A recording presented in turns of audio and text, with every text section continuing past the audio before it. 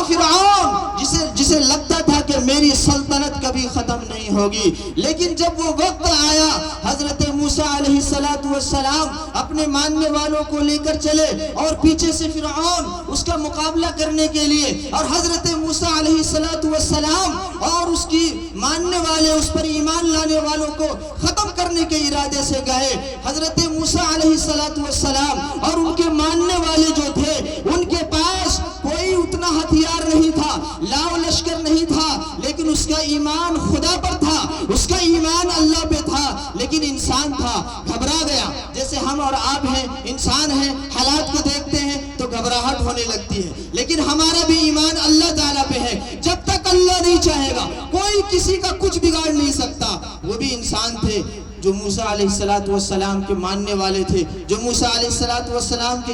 کے ساتھ جا رہے تھے، تو انہوں نے کہا اے موسیٰ، اے اللہ کے نبی، فرعون ہمارے پیچھے ہے اور آگے تو دریا ہے، اب ہم کہاں جائیں گے؟ اب ہمارے پاس کوئی راستہ نہیں نظر میں آ رہا ہے، مجھے اب ہم لگتا ہے کہ اب ہم لوگوں کا آخری وقت ہے، اب ہم لوگوں کا نام و نشان مٹا دیا جائے گا۔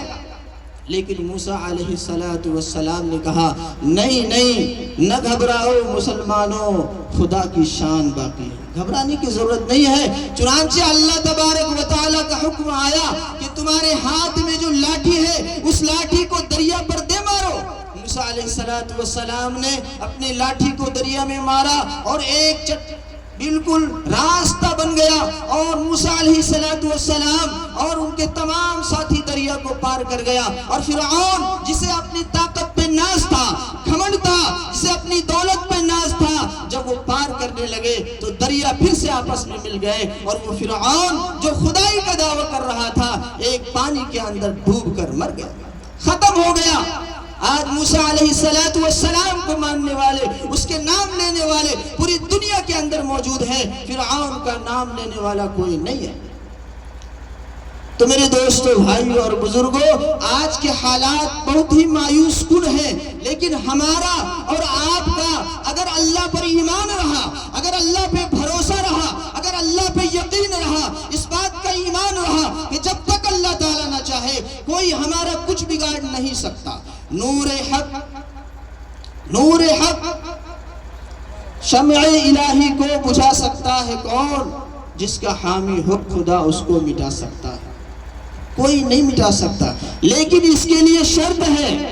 کہ ہمیں اور آپ کو اپنا ایمان اللہ تعالیٰ پر مضبوط کرنا ہوگا، اور ہمیں سچا اور پکا مسلمان بن کر دکھانا ہوگا۔ ہمارا اللہ ہمیں ہر سال رمضان المبارک کا مہینہ عطا کرتا ہے کہ ہمارے بندے جو 11 مہینے غفلت اور سستی میں گزار دیتے ہیں، ایک مہینہ اگر میری عبادت کرے گا، روزے رکھے گا، تراویح پڑھے گا، تو میں اس کے گناہ معاف کر دوں گا۔ مسلمان عیدگاہ میں جاتا ہے، نماز پڑھتا ہے، اللہ تبارک و تعالیٰ فرشتوں کے سامنے اعلان کرتا ہے، فرشتوں تم نے کہا تھا کہ انسان کو نہ پیدا کرو، انسان دنیا کے اندر جائے گا تو فساد مچائے گا، قتل و خون اور غارت گری کرے گا، لیکن دیکھو ان ہمارے بندوں نے ایک مہینہ میرے حکم کو پورا کرنے کے لیے انہوں نے بھوک کی اور پیاس کی شدت کو برداشت کیا، روزے رکھے، تراویح کی نماز پڑھی، اور آج عیدگاہ میں نماز پڑھنے کے لیے آیا ہے۔ فرشتوں گواہ رہو، میری عزت و جلال کی قسم، میری عظمت کی قسم، میری تقدس کی قسم، آج میرے یہ بندے جب عیدگاہ سے نماز پڑھ کر جائیں گے تو اس طریقے سے جائیں گے کہ اس کے سارے گناہ معاف ہو چکے ہوں گے۔ اللہ تعالیٰ ہر سال رمضان المبارک کا مہینہ عطا کر کے ہمارے گناہوں کو معاف کر دیتا ہے، لیکن ہم اور آپ اپنے اس خدا کی ناشکری کرتے ہیں اور پھر سے ہم گناہوں میں مبتلا ہو جاتے ہیں، گناہوں سے بچنے کی کوشش نہیں کرتے۔ تو میرے دوستو، بھائیوں اور بزرگوں، حالات سے گھبرانے کی ضرورت نہیں ہے۔ ضرورت اگر ہے تو اس بات کی کہ ہم اور آپ سچے اور پکے مسلمان بن کر دکھا دیں۔ ہمیں اور آپ کو اللہ تبارک و تعالیٰ نے جس طریقے سے رمضان المبارک کا مہینہ عطا کر کے ہمارے گناہوں کو پاک اور صاف کر دیا، ٹھیک اسی طریقے سے اب ہمیں بھی اس بات کی کوشش کرنی ہوگی کہ جس طریقے سے ہم رمضان میں نماز پڑھ رہے تھے، جس طریقے سے ہم رمضان میں قرآن کی تلاوت کر رہے تھے، رمضان گزر گیا لیکن میرا اللہ آج بھی موجود ہے، سے اپنے اللہ کے لیے نماز پڑھتا رہوں گا، میں اسی طریقے سے اپنے اللہ کے لیے گناہوں سے بچنے کی کوشش کرتا رہوں گا۔ میرے دوستوں، میرے بھائیوں اور بزرگوں اور میری ماں اور بہنوں، اگر ہم نے آج بھی اپنے آپ کو سچا اور پکا مسلمان بن کر دکھا دیا تو اللہ تبارک و تعالیٰ کی مدد ہمارے ساتھ آج سے اترنا شروع ہو جائے گا۔